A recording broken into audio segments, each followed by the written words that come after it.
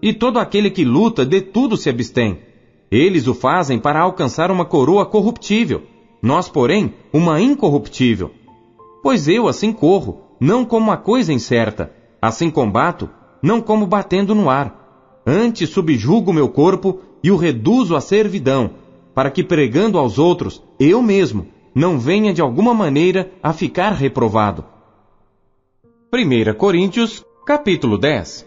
Ora, irmãos, não quero que ignoreis que nossos pais estiveram todos debaixo da nuvem, e todos passaram pelo mar, e todos foram batizados em Moisés, na nuvem e no mar, e todos comeram de uma mesma comida espiritual, e beberam todos de uma mesma bebida espiritual, porque bebiam da pedra espiritual que os seguia, e a pedra era Cristo. Mas Deus não se agradou da maior parte deles, por isso foram prostrados no deserto. E estas coisas foram-nos feitas em figura, para que não cobicemos as coisas más, como eles cobiçaram. Não vos façais, pois, idólatras, como alguns deles, conforme está escrito. O povo assentou-se a comer e a beber, e levantou-se para folgar. E não nos prostituamos, como alguns deles fizeram, e caíram num dia 23.000. E não tentemos a Cristo, como alguns deles também tentaram, e pereceram pelas serpentes. E não murmureis, como também alguns deles murmuraram, e pereceram pelo destruidor. Ora, tudo isto lhes sobreveio como figuras, e estão escritas para aviso nosso, para quem já são chegados os fins dos séculos. Aquele, pois, que cuida estar em pé, olhe, não caia.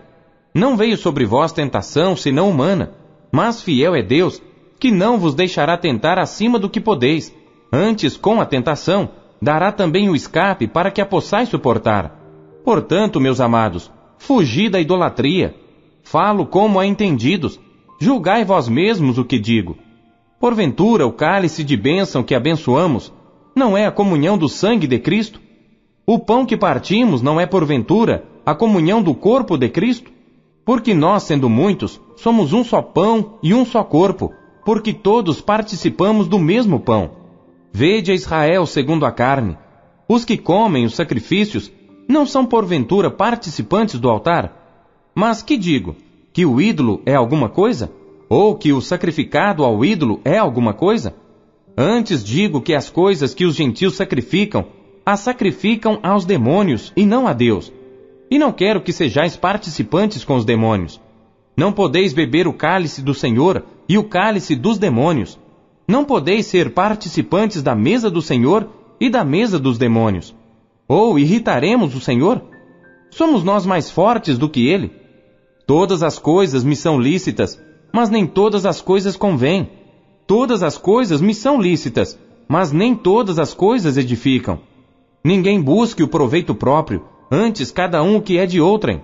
Comei de tudo quanto se vende no açougue, sem perguntar nada, por causa da consciência.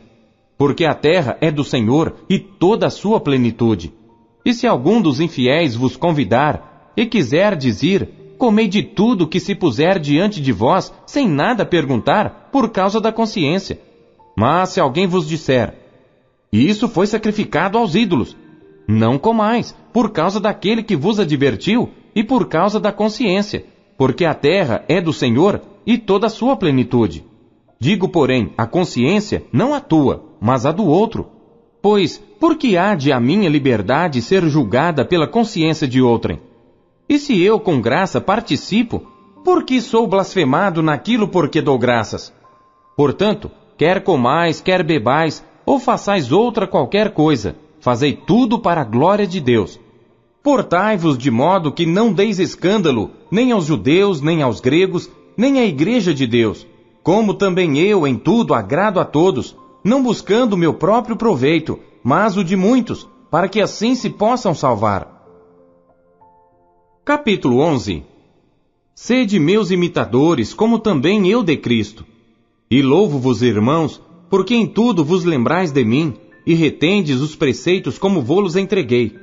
Mas quero que saibais que Cristo é a cabeça de todo homem, e o homem a cabeça da mulher, e Deus a cabeça de Cristo.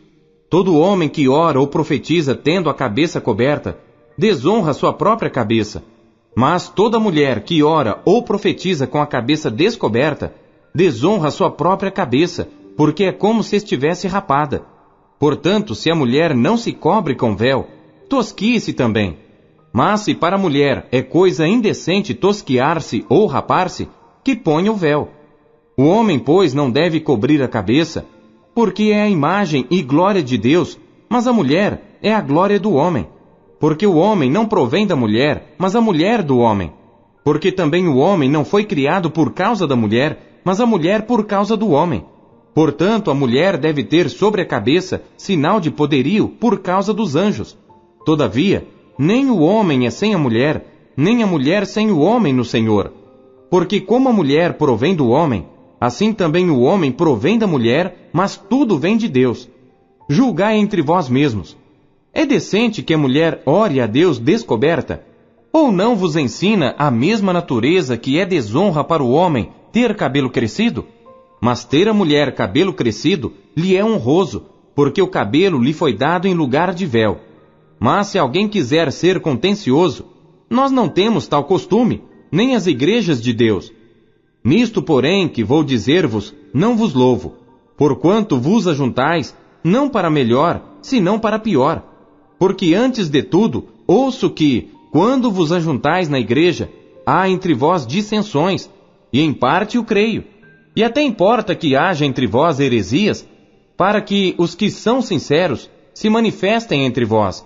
De sorte que, quando vos ajuntais num lugar, não é para comer a ceia do Senhor, porque comendo cada um toma antecipadamente a sua própria ceia, e assim um tem fome e outro embriaga-se.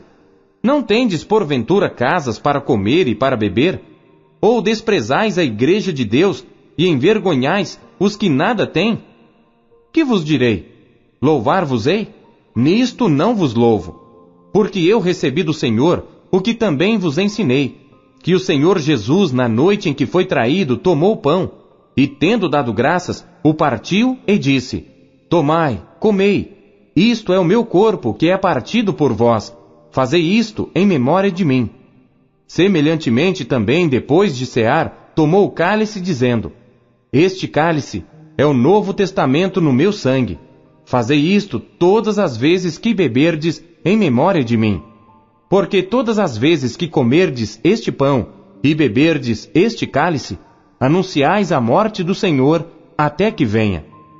Portanto, qualquer que comer este pão, ou beber o cálice do Senhor indignamente, será culpado do corpo e do sangue do Senhor.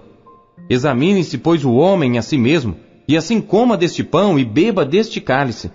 Porque o que come e bebe indignamente, come e bebe para sua própria condenação, não discernindo o corpo do Senhor.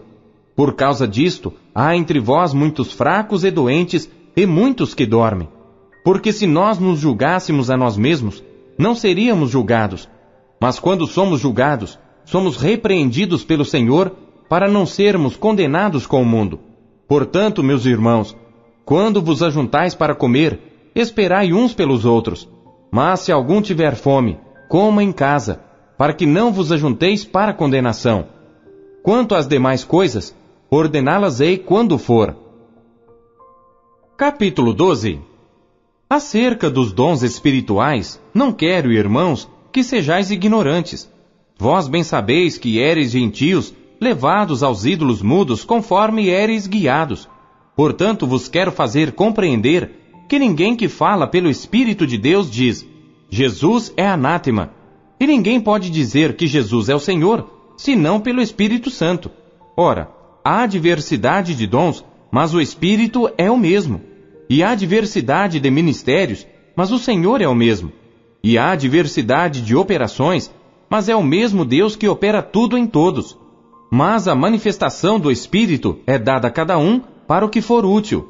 Porque a um pelo Espírito é dada a palavra da sabedoria, e a outro pelo mesmo Espírito a palavra da ciência, e a outro pelo mesmo Espírito a fé, e a outro pelo mesmo Espírito os dons de curar, e a outro a operação de maravilhas, e a outro a profecia, e a outro o dom de discernir os espíritos, e a outro a variedade de línguas, e a outro a interpretação das línguas.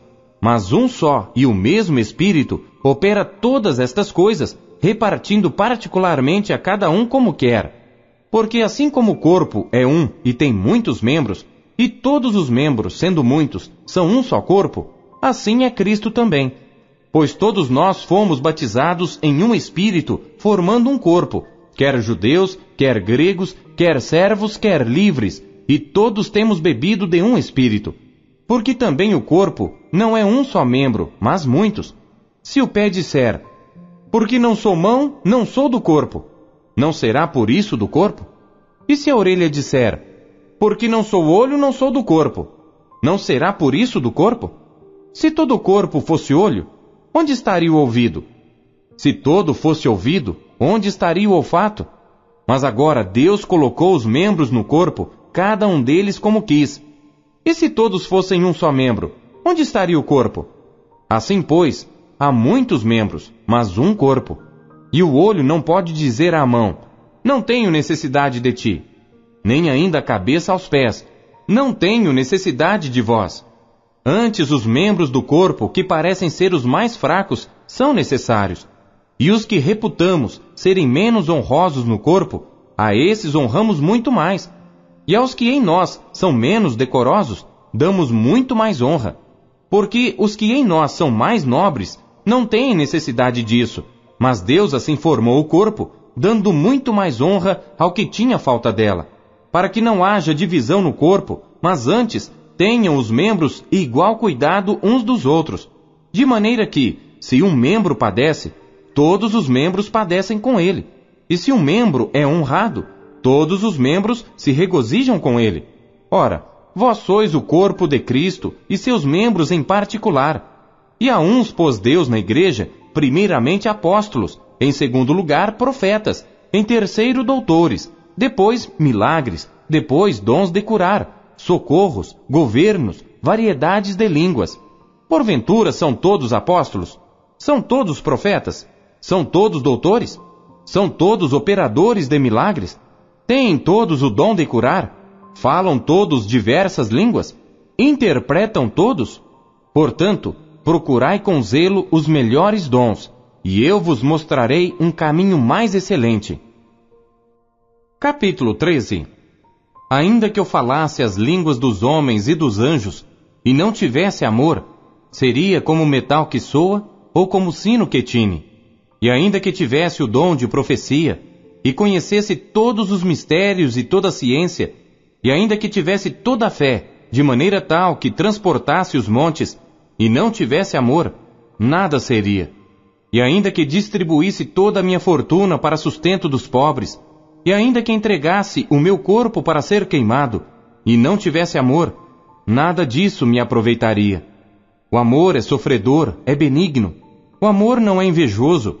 O amor não trata com leviandade, não se ensoberbece, não se porta com indecência, não busca os seus interesses, não se irrita, não suspeita mal. Não folga com a injustiça, mas folga com a verdade. Tudo sofre, tudo crê, tudo espera, tudo suporta. O amor nunca falha. Mas havendo profecias, serão aniquiladas. Havendo línguas, cessarão. Havendo ciência, desaparecerá. Porque em parte conhecemos e em parte profetizamos. Mas quando vier o que é perfeito, então o que é em parte será aniquilado. Quando eu era menino, falava como menino, sentia como menino, discorria como menino. Mas logo que cheguei a ser homem, acabei com as coisas de menino. Porque agora vemos por espelho em enigma, mas então veremos face a face. Agora conheço em parte, mas então conhecerei como também sou conhecido. Agora, pois, permanecem a fé, a esperança e o amor, estes três, mas o maior destes é o amor.